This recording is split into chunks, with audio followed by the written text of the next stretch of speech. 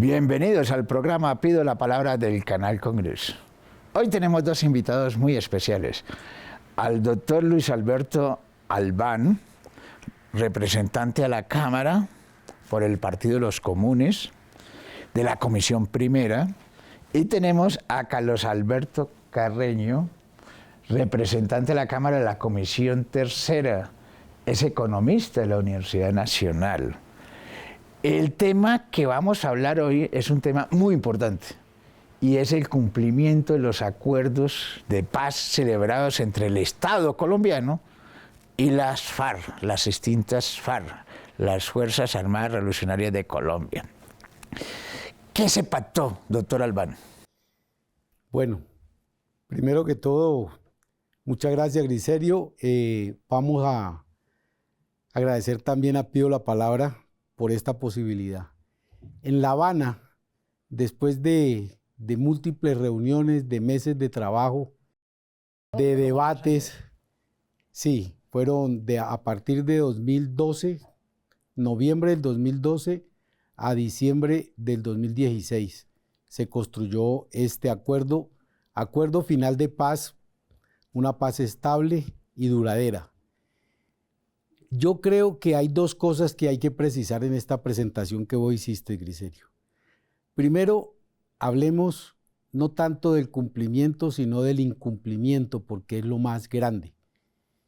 Y resaltar en este momento lo que dijiste, las extintas FARC. O sea, las FARC se acabaron cuando firmamos el acuerdo.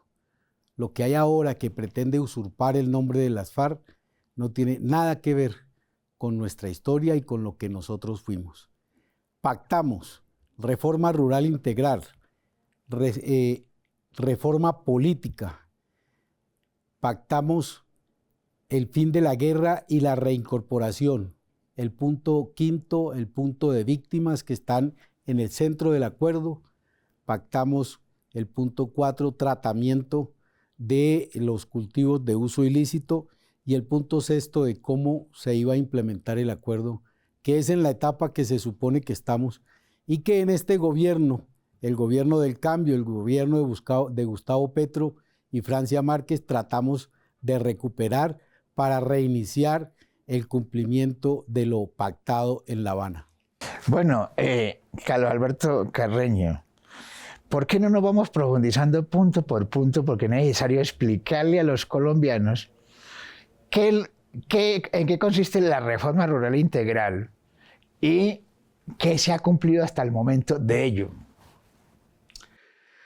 Bueno, la reforma rural integral básicamente tiene como objetivo solucionar una cuestión que ha gravitado en torno a la problemática nacional durante décadas, que es la cuestión agraria.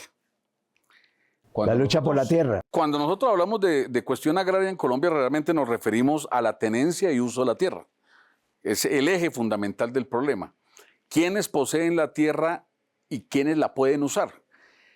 Realmente el problema es supremamente complejo porque lo arrastramos desde la propia época de la colonia y la independencia, que no logró solucionarlo de manera radical, de manera estructural, y es que la tierra está concentrada en Colombia en muy pocas manos.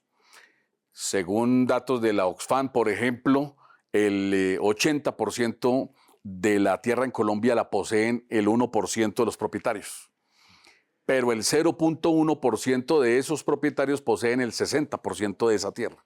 Es decir, una porción minúscula, absolutamente insignificante en términos numéricos de propietarios de tierra, son dueños de las mayorías de las tierras y sobre todo de las mejores tierras. Pero el acuerdo tenía lo siguiente: dentro de la reforma rural integral, el Estado colombiano se comprometió a conseguir unas determinadas hectáreas de tierra.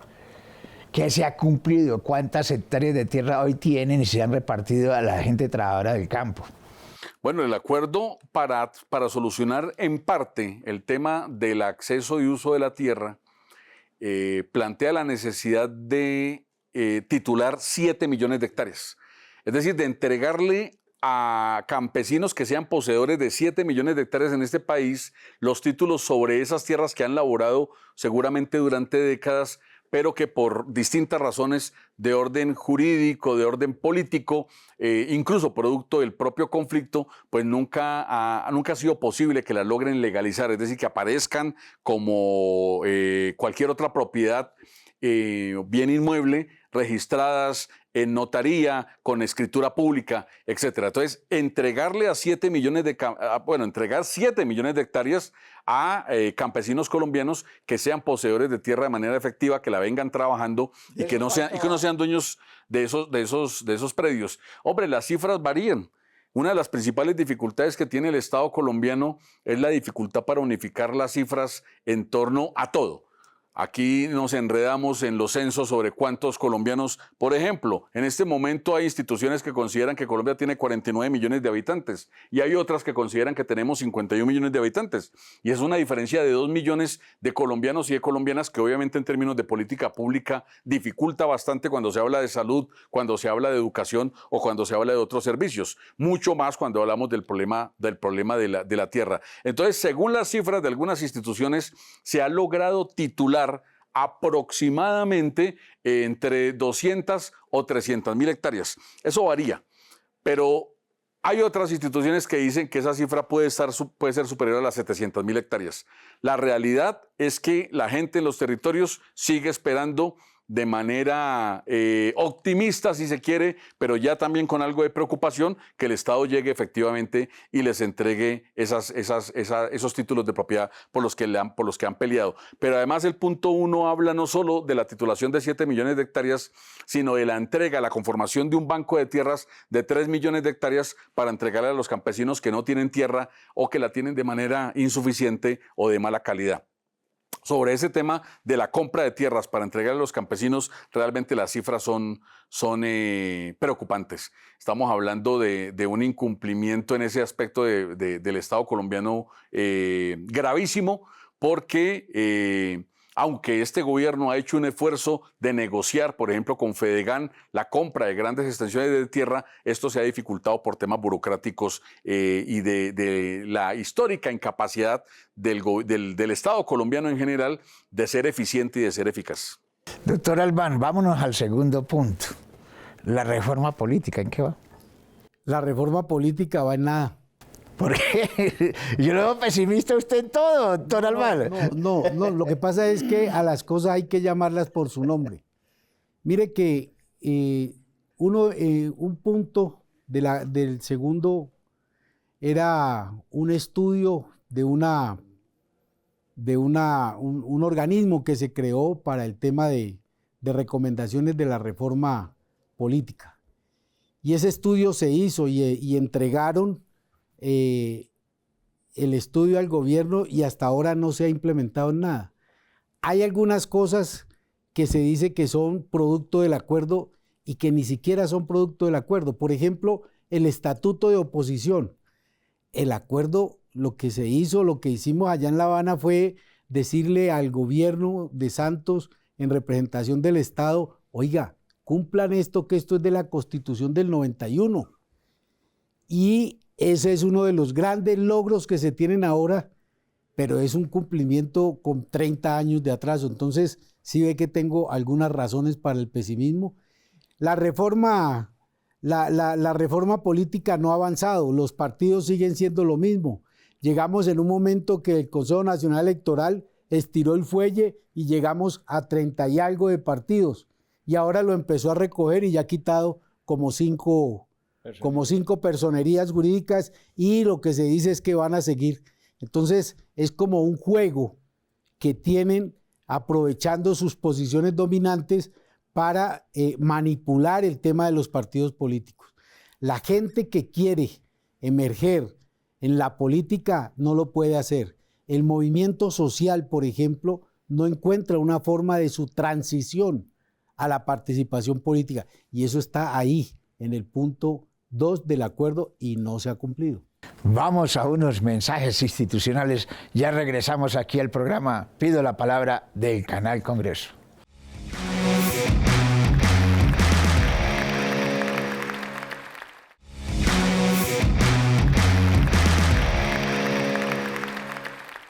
Continuamos en el programa Pido la Palabra del Canal Congreso. Doctor Albano, usted lo veo bastante pesimista frente al cumplimiento de los acuerdos. Y yo creo que tiene razón de ser pesimista, porque si miramos punto por punto, el punto 3 del acuerdo, ¿qué es? El punto 3 del acuerdo se llama fin del conflicto. Y tal vez es el punto que más cumplimiento ha tenido, porque implicaba unos cronogramas que hicimos en La Habana y tenía que ver con la dejación de armas, la concentración anterior de guerrilleros y guerrilleras. Pero fíjese, empezamos en diciembre de 2016, llegamos a los sitios que se llamaban zonas veredales, y esas zonas veredales no estaban listas para recibir a la gente. La gente llegó a unos peladeros que vivían en mejores condiciones cuando estaban en la selva. Y a pesar de eso se fue construyendo, y hoy, 7 años después, todavía tenemos problemas en esos espacios que ahora se llaman centros poblados. En esos espacios tenemos problemas porque todavía no se ha legalizado la tierra. El Estado colombiano, 3 gobiernos, gobierno de Juan Manuel Santos, gobierno de Iván Duque, gobierno de Gustavo Petro, no ha legalizado esos terrenos donde la gente tiene que vivir, y varios de esos lugares desaparecieron, ¿sí? Pero bueno, el punto se cumplió.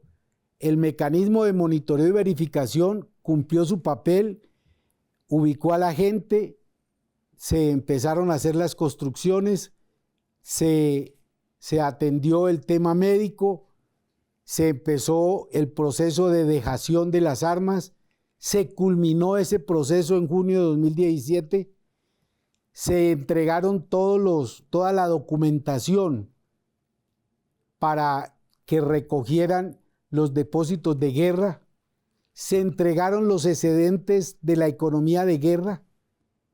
Todo eso hace parte de ese punto de fin del... Pero eso era reparación. Pero dejemos... No, eso no es reparación, no. No, allí hay una equivocación. El compromiso era entregar los excedentes de la economía de guerra. ¿Eso qué es? Otra cosa. No, es que usted lo entiende, pero los colombianos no entendemos esto. ¿Qué son los excedentes de la economía de guerra? La plata que tenía la organización y que ya no iba a poder usar. Eso se entregó. Los bienes que tenía la organización y que ya no iba a usar. Eso se entregó. Los bienes muebles que tenía la organización y no se iban a volver a usar. Eso se entregó. Dentro de esos bienes muebles encontramos carros, motos, botes, animales.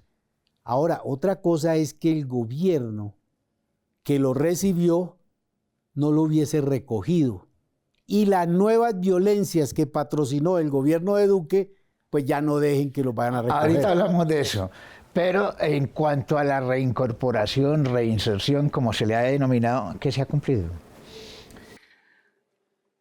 De alguna manera es uno de los puntos más importantes, digamos, de la mecánica de la implementación del acuerdo. El espíritu del acuerdo de paz realmente es construir las condiciones para lograr que Colombia transite de décadas de conflicto a una época de paz, de reconciliación nacional y de desarrollo y de progreso, sobre la base, por supuesto, que ya la nación no va a desgastar sus recursos, sus presupuestos en un conflicto que parecía eterno y que incluso con las realidades que tenemos hoy se ve bastante difícil de resolver en su totalidad. Pero bueno, ese es el espíritu del acuerdo, condiciones para todas y todos los colombianos, pero en específico para quienes firman el acuerdo de paz, el acuerdo establece unas medidas, unas acciones que deben propender por garantizar el tránsito de personas que antes estaban en la guerra a la paz. Eso es lo que en el acuerdo de paz se llama reincorporación. Pero que se ha cumplido, porque yo lo que he visto es que lo vienen matando. Ya más de 450 firmantes de paz de ustedes que los han matado ya. Bueno, la reincorporación se acordó en 3 aspectos fundamentales: lo económico, lo político y lo social.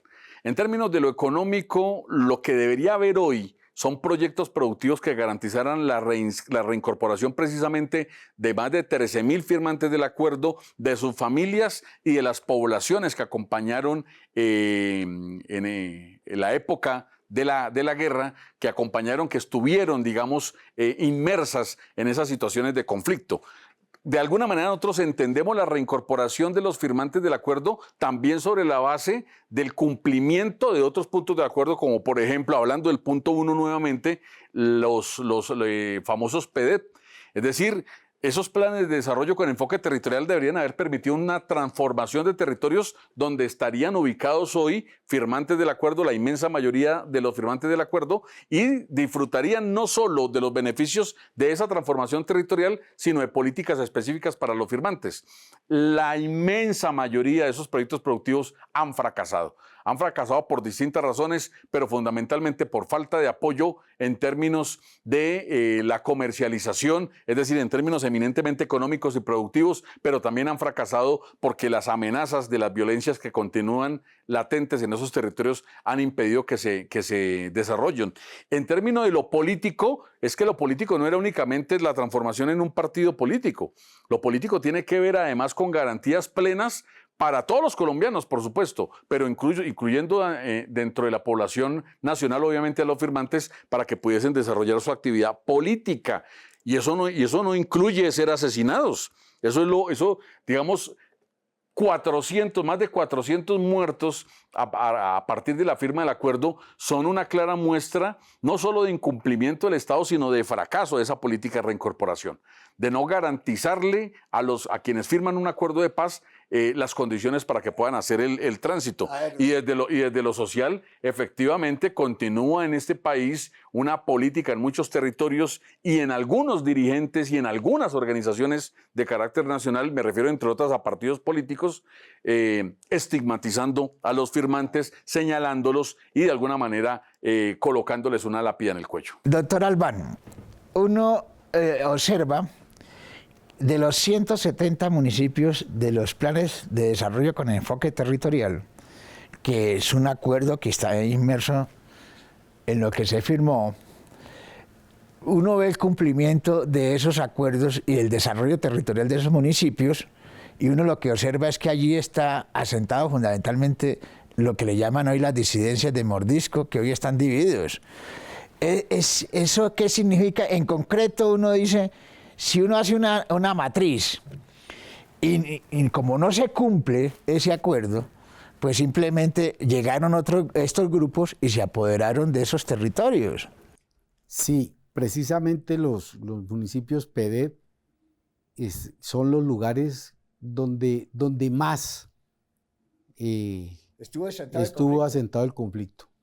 No son los únicos, pero fueron donde más sufrieron por el conflicto. Pero ¿qué pasa? Usted lo dice, como no se cumple el acuerdo, no se empiezan a solucionar las causas del conflicto. Y entonces se producen estas nuevas violencias incentivadas precisamente por los que no quieren la paz. Y no quieren la paz por dos razones, porque lucran de la violencia, pero no quieren la paz, no quieren el acuerdo que nosotros construimos porque le tienen mucho miedo a la verdad. Y la verdad es un componente esencial de ese acuerdo de paz. Vamos a unos mensajes institucionales, ya regresamos aquí en el programa Pido la Palabra del Canal Congreso.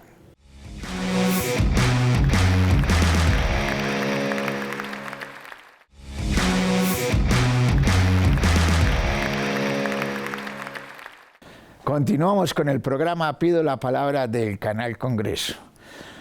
Doctor Albán, a ver, el acuerdo de paz que se firma tiene un acompañamiento especial que no lo ha hecho, no ocurrió en el mundo. Y es el Sistema General de Naciones Unidas, países garantes, y la Secretaría del Consejo de Seguridad de Naciones Unidas, que todavía tiene una misión de verificación en Colombia. ¿Qué nos tiene que decir sobre eso? Sí, eso es parte del acuerdo y tal vez es lo que ha logrado que el acuerdo mantenga a flote el acompañamiento internacional. El acuerdo que se construyó es ejemplo en el mundo. Todo el mundo habla bien del acuerdo y están tomando partes de ese acuerdo para aplicarlo en otros lugares. Lo más emblemático es la Justicia Especial para la Paz, ¿no? Lo fundamental, la justicia, toda esa construcción del sistema integral de verdad, justicia, reparación y garantías de no repetición. Pero internamente, por los enemigos de la paz, eso no avanza.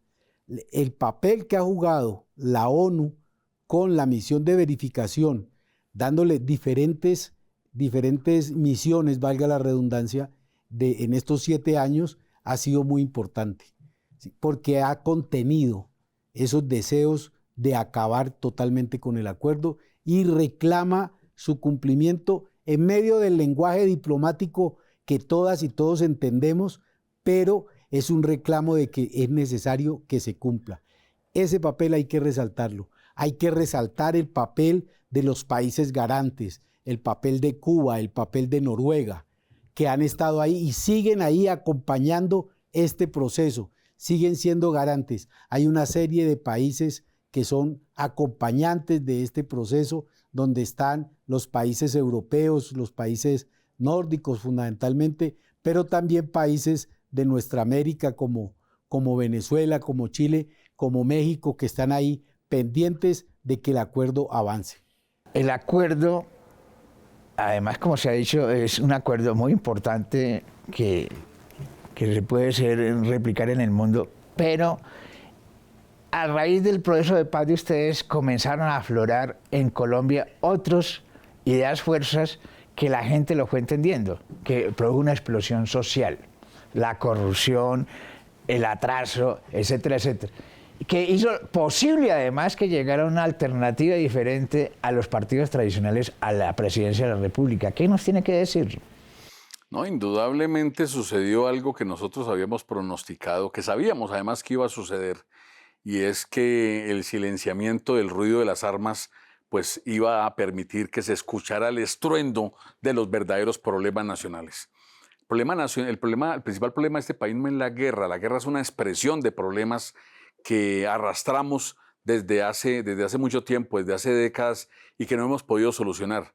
La captura mafiosa del Estado por parte de sectores que se lucran del presupuesto, que son esos sectores corruptos que impiden que los dineros lleguen a solucionar los problemas a la gente. Por eso se ven las carreteras sin pavimentar, las poblaciones sin educación, sin salud, condiciones de vida difíciles en muchos territorios para problemas que se hubiesen podido solucionar hace mucho tiempo: el agua potable, el acueducto, el alcantarillado.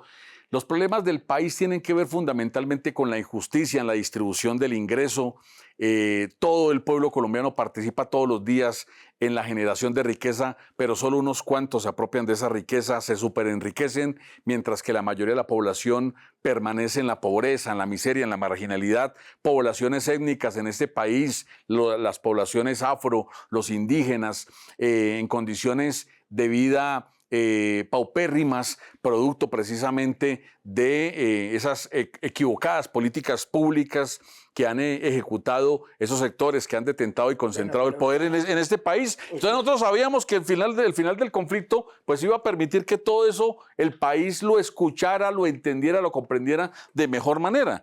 Y no nos equivocamos. El acuerdo se firmó en el 2016 y 2 años después, 3 años después, viene una primera gran movilización en el 2019. Recordémonos que antecedió a la explosión social del 2021, el gran paro nacional que sucedió en este país, donde los jóvenes, hay que resaltarlo, se convirtieron en una fuerza social que movilizó el conjunto de la nación a exigir mejores condiciones de vida y a exigir dignidad realmente, que es algo que le falta, que necesita y le falta al pueblo colombiano. Y finalmente en el 2022 la victoria de un gobierno democrático por primera vez en nuestra historia republicana. Durante 200 años gobernaron en este país los mismos y triunfa el gobierno de Gustavo Petro, que obedece, entre otras, a ese espíritu, a ese sentimiento que despertó el acuerdo de paz, a esa sensación de habernos liberado quizás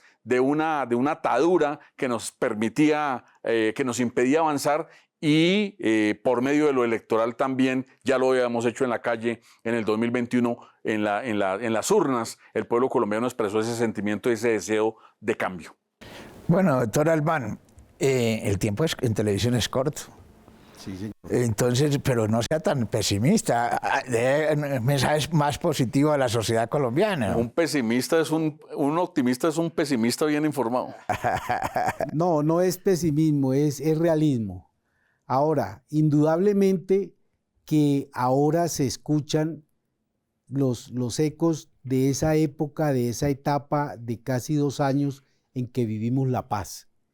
Y la gente reclama esos 2 años y dice, denos la paz que nosotros tuvimos. Esta violencia que estamos viviendo ahora no es exactamente de la magnitud en que se vivía la guerra. Y eso es lo que nosotros tenemos que rescatar. Es que resolvimos con el acuerdo final de paz, fue el problema de la guerra. Estas nuevas violencias hay que resolverlas a través de diálogos. Y tenemos que seguir metiendo el hombro en la construcción de la paz total. Y para que esa paz total avance con menos complicaciones, el primer pilar que hay que instalar es la implementación integral del acuerdo de paz firmado con las extintas. Pero ¿por qué no le recomienda al presidente y le recuerda al presidente de los colombianos que él se comprometió con el sistema de Naciones Unidas a crear una alta consejería para la implementación de los acuerdos? Y no existe todavía.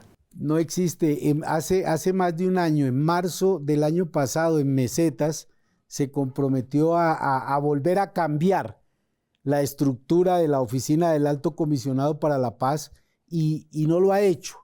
Y la única respuesta que le quedó ante el Consejo de Seguridad para justificar eso fue peor, porque dijo, pues es que el que responde por eso, el que se va a encargar de la implementación del acuerdo soy yo, dijo el presidente. Y yo digo que es peor porque en medio de todas las cosas que él tiene que atender, el acuerdo final de paz se le está quedando atrás otra vez.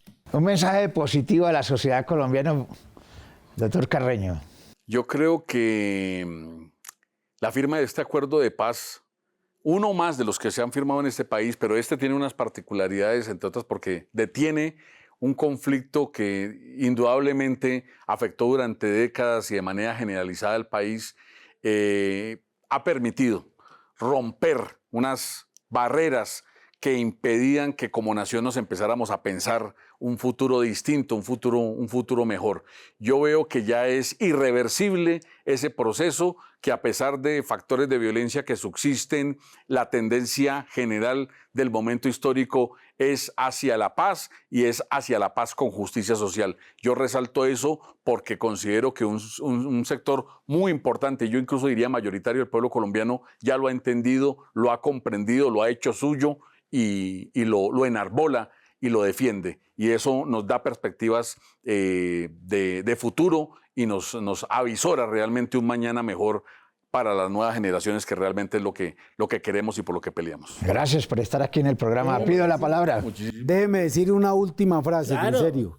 Simplemente que el pueblo colombiano sepa que más del 90% de los firmantes de paz estamos comprometidos con el acuerdo, con la construcción de paz, y aquí estamos firmes en ese compromiso. Mil gracias por estar aquí en el programa Pido la Palabra. Por invitarnos. Gracias a todos ustedes por estar aquí en el programa Pido la Palabra del Canal Congreso.